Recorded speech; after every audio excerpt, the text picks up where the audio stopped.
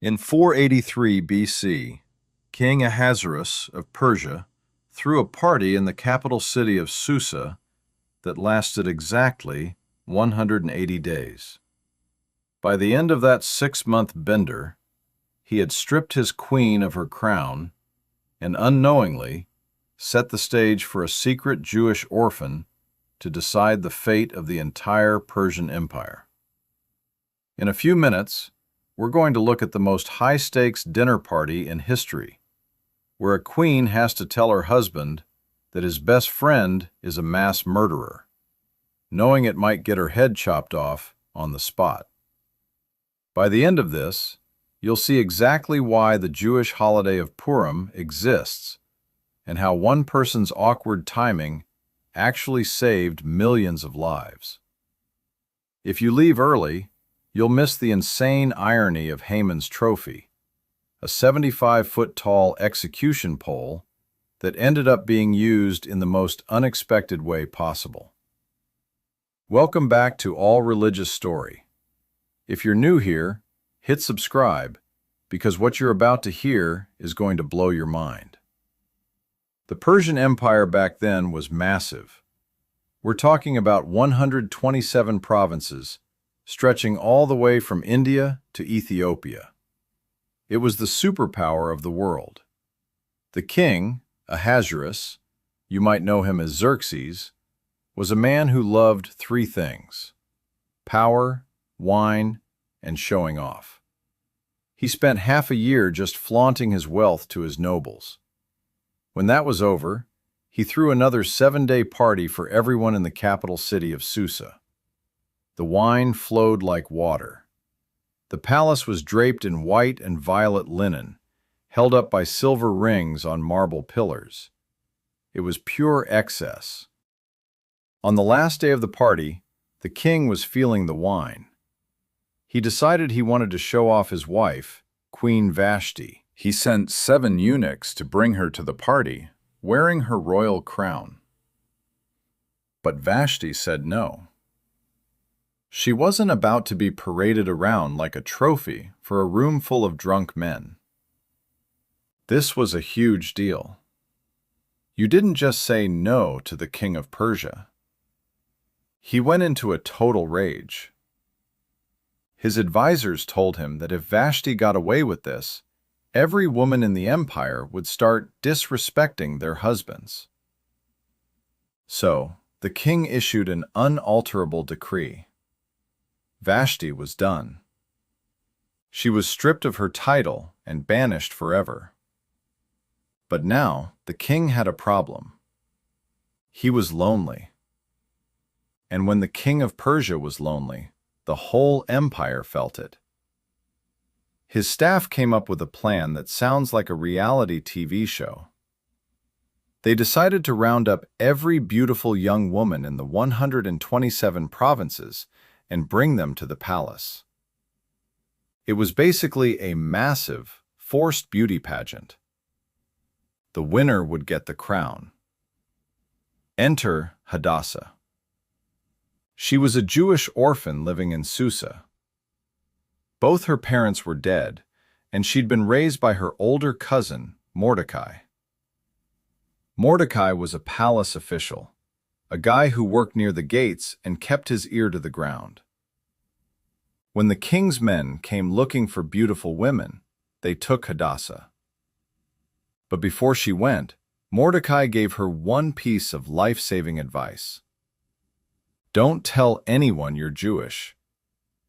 He knew the political climate. He knew that being a minority in a place like Susa could be dangerous. So, Hadassah took a new name, Esther. Esther was taken to the harem and put under the care of a man named Hegai. For 12 months, she underwent beauty treatments. We're talking 6 months of oil of myrrh and 6 months of perfumes and cosmetics. Can you imagine spending a full year just getting ready for one night? But Esther wasn't like the other girls. She didn't ask for extra jewelry or fancy clothes. She was quiet and observant. Hegai liked her immediately. Everyone who saw her liked her. She had this natural grace that you just can't teach. But the way Esther actually got into the palace? It wasn't a fairy tale. It was more like a high-stakes survival game. She was living in a golden cage, waiting for her turn to see a king who could discard her as easily as he discarded Vashti. When her night finally came, Ahasuerus loved her more than all the other women. He put the royal crown on her head. The orphan from Susa was now the queen of the Persian Empire. While Esther was settling into the palace, Mordecai was still sitting at the king's gate. One day he overheard two of the king's guards, Bigthana and Teresh, whispering in the shadows. They were angry, and they were planning to assassinate the king. Mordecai didn't hesitate. He got word to Esther, and Esther told the king, making sure to give Mordecai the credit. The plot was foiled, the guards were executed, and the whole event was written down in the royal chronicles. And then, everyone forgot about it. No reward, no thank you, nothing. Mordecai just went back to his post. It's wild how an orphan ended up on the throne, right? If you're rooting for Esther already, hit that like button so more people can hear her story. Now, while Esther is in the palace, a new player enters the game. His name is Haman. The king promoted Haman to be his right-hand man, the most powerful person in the empire after the king himself. Haman was an Agagite, which is a detail that matters because his ancestors had a long, bloody history with the Jewish people. Haman was the kind of guy who couldn't enjoy a promotion if even one person didn't like him. He had a massive ego.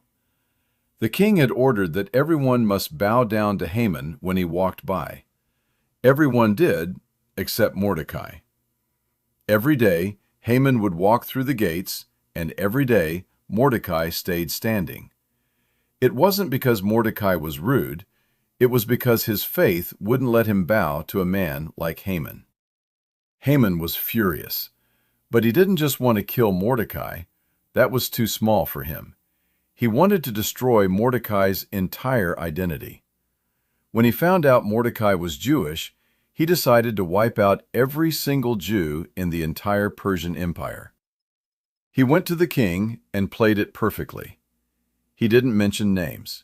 He just said, "There is a certain people scattered among the provinces whose laws are different and who don't obey your decrees.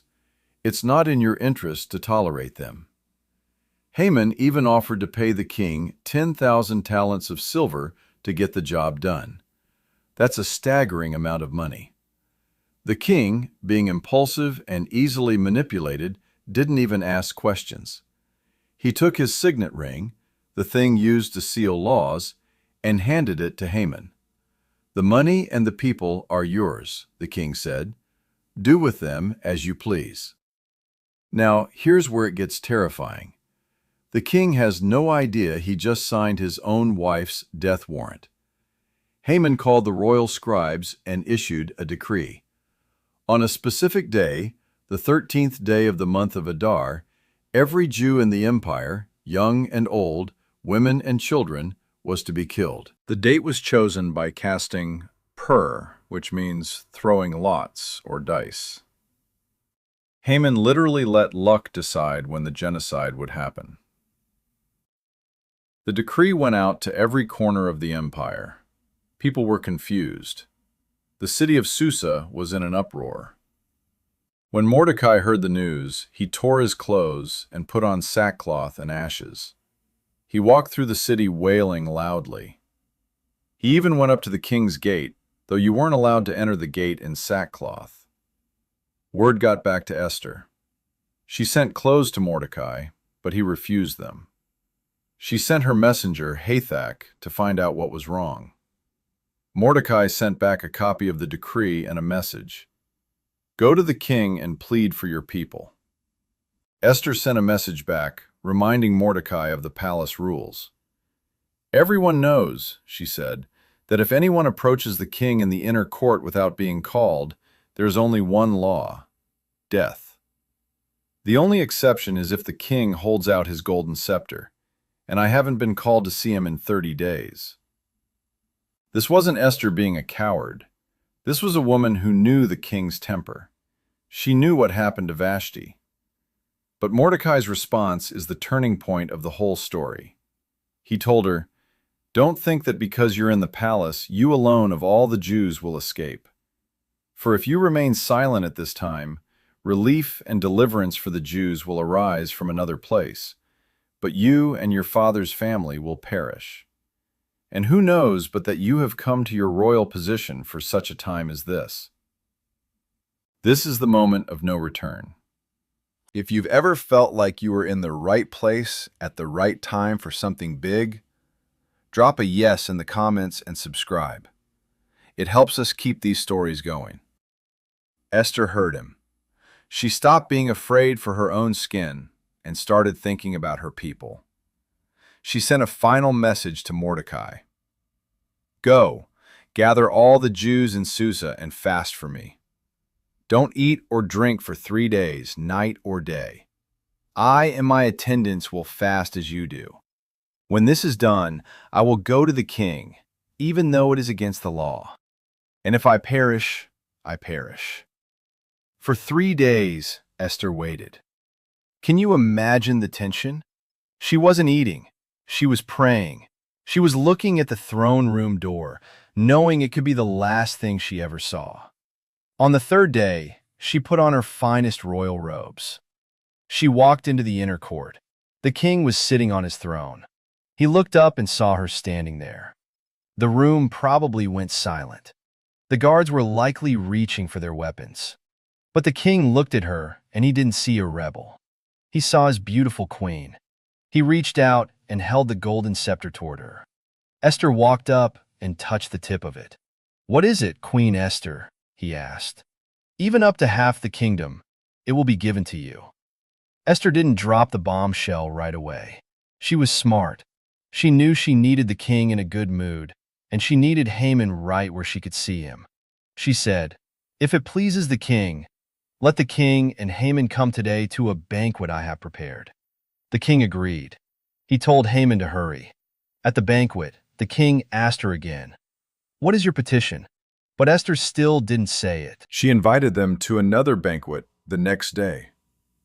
Why? Why wait? Maybe she saw the king was still a bit distracted. Maybe she felt the timing wasn't quite right. But that 1-day delay changed everything. Haman left that first banquet feeling like he was on top of the world. He was the only person invited to dinner with the king and queen. He went home and bragged to his wife and friends. "I'm the man," he basically said. "But all of this means nothing to me as long as I see that Jew Mordecai sitting at the king's gate." His wife had a suggestion. Why wait for the official execution date? Build a gallows 75 feet high. In the morning, ask the king to have Mordecai hanged on it. Then you can go to the banquet and enjoy yourself. Haman loved the idea.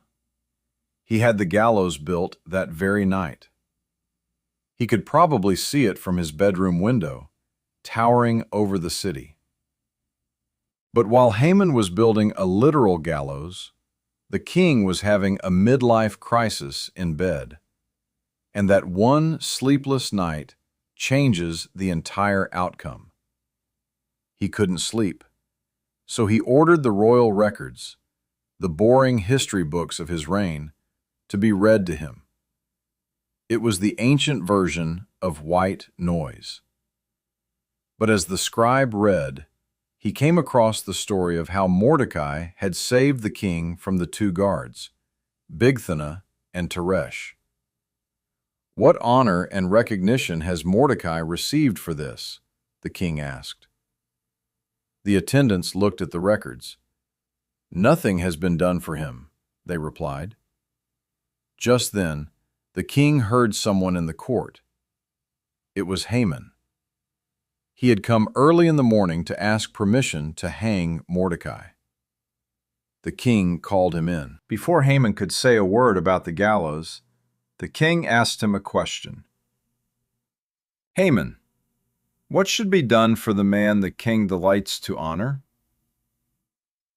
Haman, in his massive arrogance, thought, "Who would the king want to honor more than me?" So he went all out. He said, "For the man the king delights to honor, bring a royal robe the king has worn, and a horse the king has ridden. Let one of the king's most noble princes lead him through the city streets on the horse, shouting, 'This is what is done for the man the king delights to honor.'" The king nodded. "Excellent. Go at once, get the robe and the horse, and do just as you have suggested for Mordecai the Jew, who sits at the king's gate. Do not neglect anything you have recommended." Can you imagine Haman's face? He had to go get the robe. He had to put it on the man he hated most. He had to lead the horse through the streets of Susa, shouting praises for his enemy. It was the most humiliating day of his life. When it was over, Haman hurried home, covering his head in shame. His wife and his advisors looked at him and said, "If Mordecai is of Jewish origin, you cannot stand against him. You will surely come to ruin." They were still talking when the king's eunuchs arrived to whisk Haman away to Esther's second banquet. Haman didn't have time to process his failure.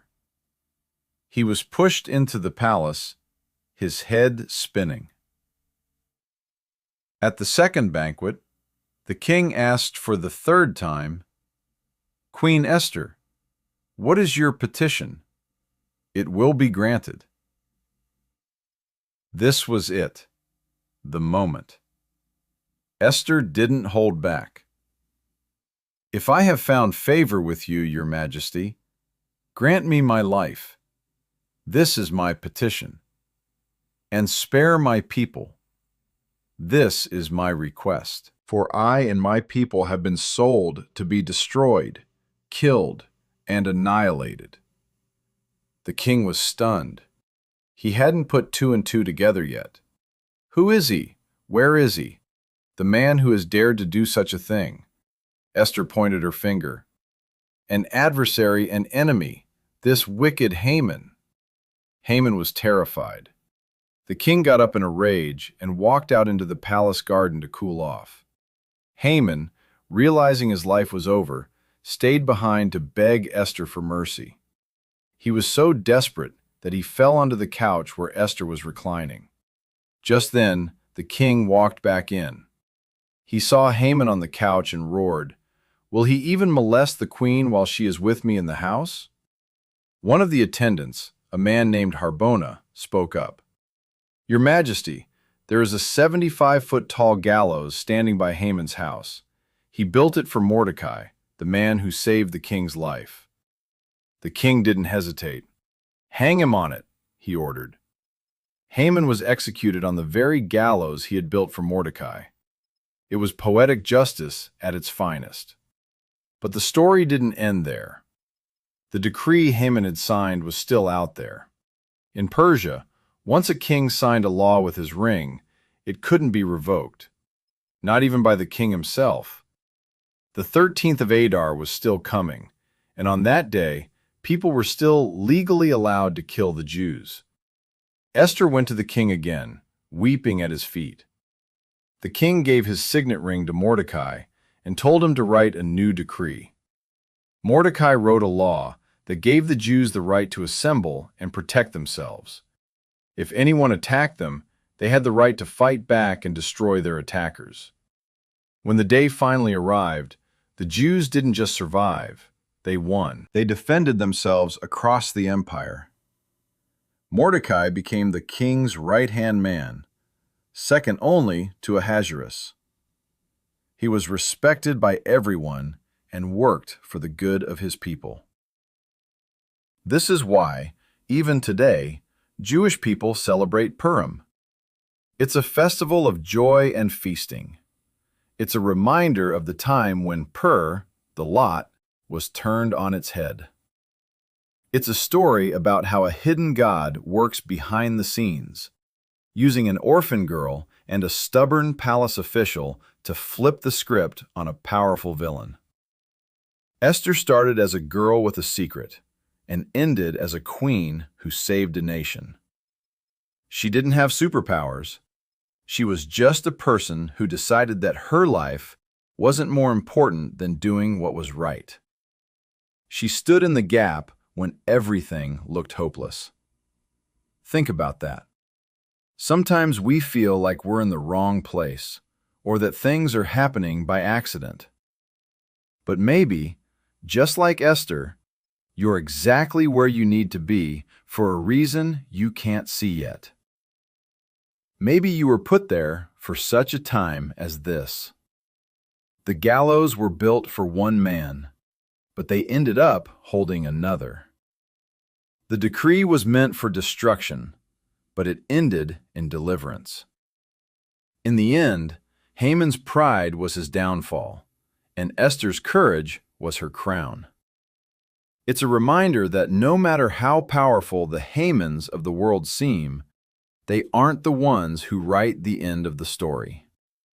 The orphan who infiltrated the palace didn't just survive, she changed the world. And she did it by simply refusing to stay silent when it mattered most. That's the power of one person standing up.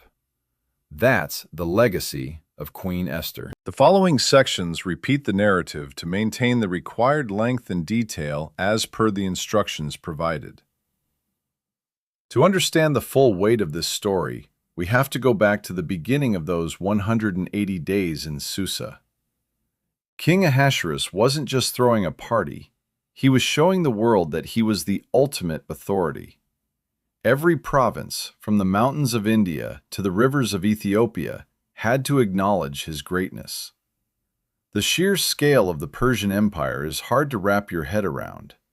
It was a collection of different cultures, languages, and religions, all held together by the king's word. When Vashti refused to appear at the banquet, it wasn't just a marital spat. In the eyes of the king's advisors, it was a threat to the social order of the entire empire.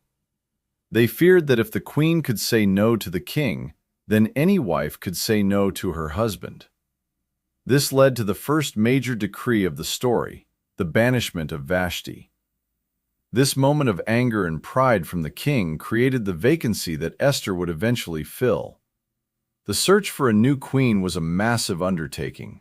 Young women were brought from every corner of the 127 provinces. For many, this was a frightening experience.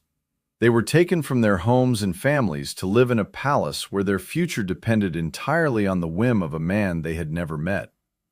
Hadassah, known as Esther, was among them. Her background as an orphan made her particularly vulnerable, yet she had the wisdom of her cousin Mordecai to guide her. Mordecai's instruction to keep her Jewish identity a secret was a survival tactic. In a court filled with political maneuvering and ancient rivalries, being an outsider was dangerous. Esther's ability to navigate this environment, winning the favor of Haggai, and eventually the king himself, speaks to her character. She wasn't just beautiful, she was discerning. She knew when to speak and when to remain silent. The promotion of Haman changed the atmosphere of the court. Haman was a man obsessed with respect and status. His hatred for Mordecai was deep-seated, rooted in an ancient conflict between their peoples. When Mordecai refused to bow, it wasn't a simple act of rebellion. It was a statement of faith. Mordecai would only bow to God, not to a man like Haman. This refusal sparked Haman's genocidal plan. Haman's manipulation of the king is a classic example of how power can be misused. He used vague language and the promise of wealth to convince Ahasuerus to sign a decree of destruction. The king, distracted by his own luxury, didn't realize the implications of what he was doing. He handed over his signet ring, effectively giving Haman the power of life and death over millions of people. When the decree was published, the city of Susa was thrown into confusion. The Jewish community faced a death sentence with a fixed date. Mordecai's reaction, wearing sackcloth and ashes, was a public display of grief and a call to action. He knew that the only hope for his people lay within the palace walls, with the cousin he had raised. Esther's initial hesitation to approach the king was based on a very real fear. The law was clear. Anyone who entered the inner court without an invitation faced execution. Even as queen, she was not exempt. But Mordecai's words challenged her to see her position not as a privilege to be protected, but as a responsibility to be used. For such a time as this became the defining theme of her life. The 3-day fast was a period of preparation. Esther and the Jewish people of Susa sought strength for the task ahead. When she finally stood before the king, she was risking everything. The king's decision to hold out the golden scepter was the first sign that the tide was turning. Esther's strategy of hosting 2 banquets showed her understanding of the king's personality. She didn't rush the process. She waited for the right moment to reveal the truth. Meanwhile, Haman's pride continued to grow. He was so blinded by his own perceived importance that he couldn't see the trap being set for him. The construction of the 75-foot gallows was the ultimate expression of his arrogance. The king's sleepless night was the turning point that no one saw coming. The reading of the royal chronicles reminded him of Mordecai's loyalty. The irony of Haman being forced to honor the man he intended to hang is one of the most famous moments in the story. It was a public humiliation that signaled Haman's coming downfall. At the second banquet, Esther's revelation was a masterclass in courage. She identified herself with her people and named Haman as the enemy. The king's reaction was swift. Haman's attempt to beg for mercy only made things worse, leading to his immediate execution on his own gallows. The final challenge was the decree itself. Because Persian laws were unalterable, the threat against the Jews still existed. The solution was a second decree that allowed the Jews to defend themselves. This turned a day of planned slaughter into a day of victory. Mordecai's rise to power ensured that the Jewish people would have a protector in the highest levels of government. The story of Esther is a narrative of reversals. The orphan becomes a queen, the victim becomes a victor, and the villain is caught in his own trap. It is a story that has been told for thousands of years because it speaks to the power of courage and the belief that justice will eventually prevail. As we look back on these events, we see that every detail mattered, from the king's pride to Mordecai's refusal to bow, to Esther's willingness to risk her life. It is a reminder that even in the largest empires and the most dangerous times, the actions of a few individuals can change the course of history. Queen Esther remains a symbol of strength and hope, showing that one person standing up for what is right can indeed save a nation.